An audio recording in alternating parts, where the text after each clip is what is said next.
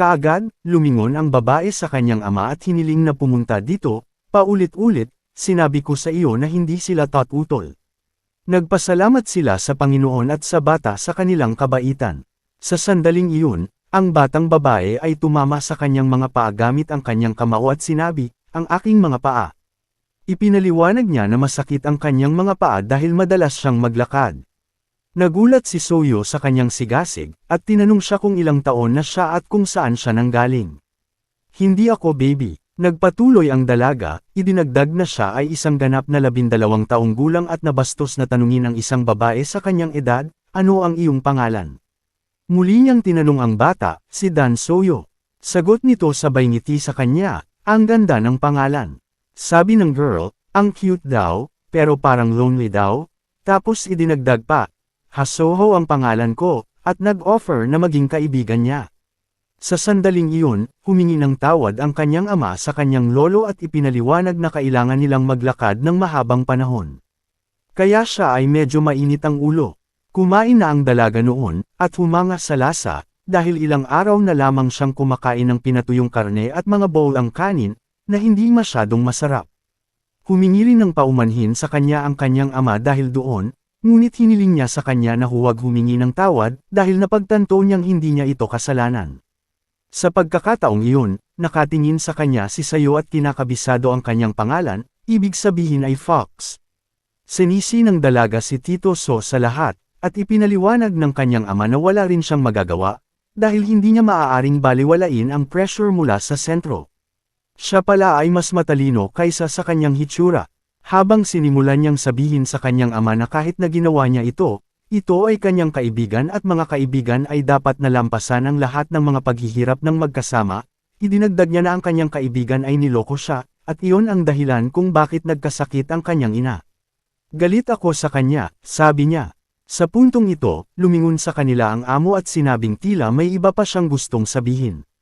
Nagsimulang sabihin sa kanila ng lalaki na ang kanyang pangalan ay Hamon Bo, at dati siyang may negosyo sa Guangdong, ngunit dahil sa kawalan ng kapanatagan, ito ay nabigo.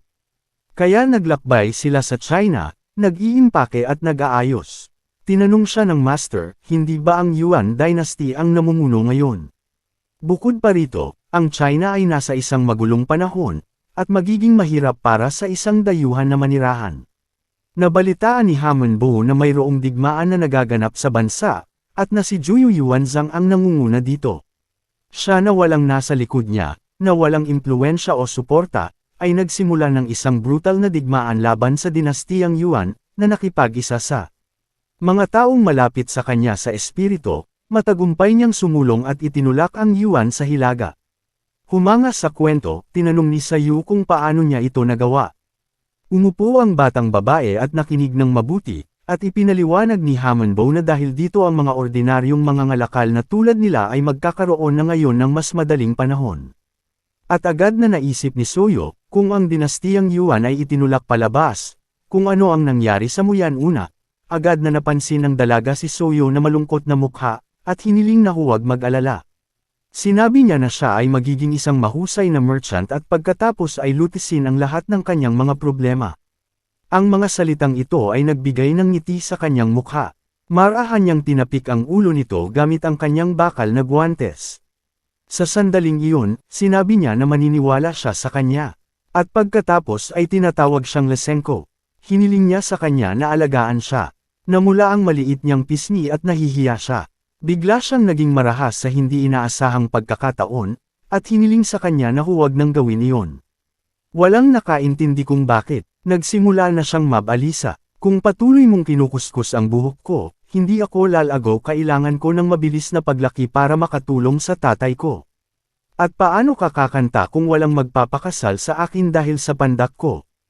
Ang dahilan ng kanyang pagkasabik. Natarante si Soyo sa puntong ito at hindi alam kung ano ang sasabihin sa kanya, ngunit mabilis niyang pinatawad ito at sinabing ginagawa lang niya ito dahil sa sobrang gwapo nito. Biglang bumantong hininga ang master, pero parang mahinang tawa. Napatingin sa kanya si Soyo at ang dalaga. Ngumiti lang siya at sinabi sa kanila na nakakatawa silang mga bata. Pagkatapos noon ay nagpahinga na sila. Umupo si Soyo sa ilalim ng dingding at doon nakatulog. Napansin ni Liznia na natutulog ang kanyang lolo at kuya, na sinimulan niyang tawagan. Pagkaupo, tinignan niya ang mukha nito at tahimik na sinabi sa sarili, ang gwapo ni kuya. Nakita siya ng tatay niya na nakatingin sa kanya at pabirong sinabi sa kanya na malapit na siyang magbutas sa kanya. Sa titig niya, mas masarap tingnan habang natutulog siya.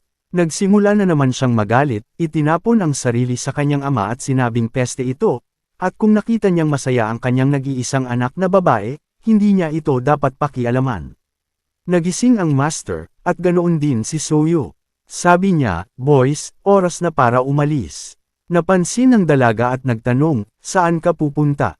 So late, sumagot ang bata na nakatulog na siya ng maayos at siguro oras na rin para sumakay siya sa kalsada. Pagkatapos ay nagpaalam ito sa kanya. Nag-aalalang tanong nito sa kanya, napakaaga ba? At idinagdag niya ang pag-aalala sa kanyang mga mata, nagtatanong, talaga bang maghihiwalay na tayo ng ganoon kaga? Pagkatapos ay lumingon siya sa kanya, sinabing, Kuya Soyo. Lumingon siya, hindi maintindihan ang gusto nito. Tinanong niya siya kung ano ang nangyari, at sinabi niya na kapag nagkita silang muli, siya ay magiging isang mahusay na merchant sa buong China. Hiniling niya sa kanya na mangako na hahanapin siya. Sinabi niya rito na hindi niya alam kung kailan iyon mangyayari, ngunit nangako siya na isang araw ay tiyak na mahahanap niya ito. Pagkatapos ay binigyan niya siya ng isang anteng-anteng at sinabi sa kanya na ito ay kapareho ng kulay ng kanyang mga mata. Nangako rin siya na tiyak na tutulungan siya ng anteng-anteng. Kahit na noon, siya ay tila mas matalino at mas matanda kaysa sa isang 12 taong gulang na batang babae, kahit na ang batang babae ay nagustuhan ng mga taong ito at natagpuan silang napakabait. Sinabi ng kanyang ama na nakita niyang nakakatakot ang matandang ito. Iba ang iniisip niya, bagamat hindi niya alam kung bakit. Pakiramdam niya ay espesyal ang kanyang kuya, at sigurado siyang magiging isang mahusay na tao ito balang araw. Kaya naman binigay niya ang anteng-anteng na ito. Tinawag niya itong kanyang unang puhunan, habang naglalakad si Soyo kasama ang master. Sobrang nakakatawa daw ang dalaga. Ang kanyang mga mata ay kumikinang sa determinasyon. Napakatalino niya. Maswerte siya sa pera dahil laging nakasindi ang noo niya, at maaasahan siya dahil laging nakasara ang buong labi niya. Isang araw, siya ay magiging dakila, at mula sa sandaling iyon, ang kanyang kapalaran at laki ng kapalaran ay magkaugnay. Sa puntong ito, sinabi ng master na ligtas na ipagpalagay na may isang napakahalagang nangyari ngayon. Habang sinabi ito ng master, tiningnan ni Soyo ang paru-paro sa kanyang bakal na guwantes, at ngayon ay nakatingin siya sa parehong paru-paro na nakatingin dito. Sabi niya sa sarili, tinawag ang pangalan nito, at hiniling na maghintay na malapit na silang magkita. Samantala, sa Iron Union, may nagsabi sa dalaga na hindi maaaring isama ang negosasyon sa Five Dragon Union ng walang laban. Sinabi sa kanya ng lalaki na naiintindihan niya na imposibleng matupad ang kanilang mga kondisyon, ngunit hindi rin niya naisip na sapat na ang pagsuko, at hiniling sa kanya na sabihin sa kanya kung alam niya ang anumang paraan. Ngunit tahimik siyang naglakad nang hindi sinasagot ang tanong niya. Hiniling niya kay Sang Yon na huwag papasukin ang sinuman. Idinagdag din niya na gusto niyang magpahinga. Pagkasara ng pinto, naiwan siyang mag-isa na kausap ang sarili. Gusto lang niyang mag-ehersisyo, ngunit bawal siyang gawin. Hindi niya akalain na magiging ganito kahirap ang magkaroon ng impluwensya sa Merima. Kung mayroon lang siyang mas malakas na lakas kaya niyang kumilos. Tinanong niya si Sang Yan, na pumunta sa kanya, kung narinig niya ang kanyang tiyuhin. Bilang tugon, narinig niyang walang balita ngayon, magpapadala sana ng messenger ang Taiwan, at walang duda ang dalaga tungkol dito. Sinabihan din siya, na walang dahilan para mag-alala, dahil maasahan si Dan Mok. Biglang, isang boses ang nagmula sa labas ng pinto na nagpapahayag ng pagdating ni Young Master Huangbo at Master Namgang mula sa Five Dragon Union. Bumantong hininga ang batang babae, napagtanto na walang sinumang mag-iisa sa kanya, kahit isang segundo, at hiniling na samahan siya sa outbuilding. Binati nila ang Young Mistress ng dakilang trade union, at humingi siya ng paumanhin sa pagkaantala. Magkatabi sila at ipinahayag ang kanilang kagalakan sa pagkikita ni Yuon Chong na sinabi sa kanya na lalo siyang gumaganda sa tuwing nakakasilaw ang kanyang kagandahan. Alam na alam niya kung sino siya. Si Jong ay mula sa isang linya ng mga rapist. Ngayon, siya ay isang clan leader mula sa Five Dragon Union, ang pangalawang anak ng Huangbo Holy Family. Sinabi niya sa kanya na ito ay labis na bastos sa kanya upang manatili sa gabi, at tinanong siya kung paano niya haharapin ang galit ng kanyang ama. Tumawa lang siya at sumagot na hindi siya dapat mag-alala, dahil hindi magagalit ang kanyang ama sa ganoong kalokohan.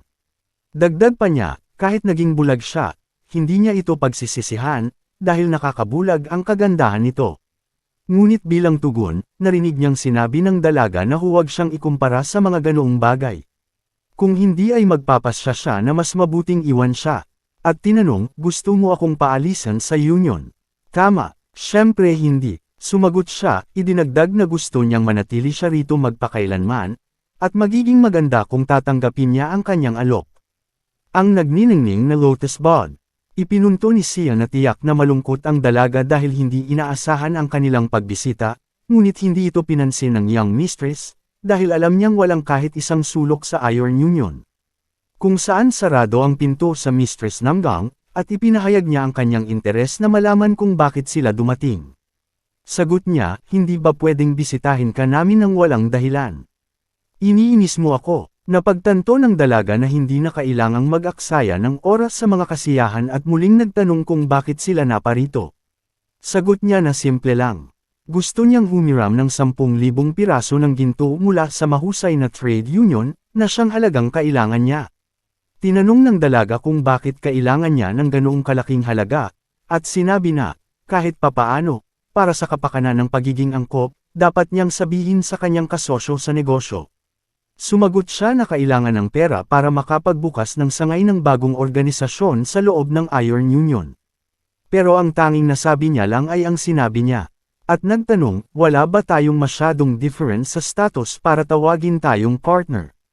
Hindi mahalaga kung gaano kalakas ang iyong alyansa, binibini, hindi ito kalaban sa Iron Alliance. Tinanong din niya kung kaya hindi makaalis ang dalaga sa lugar na ito.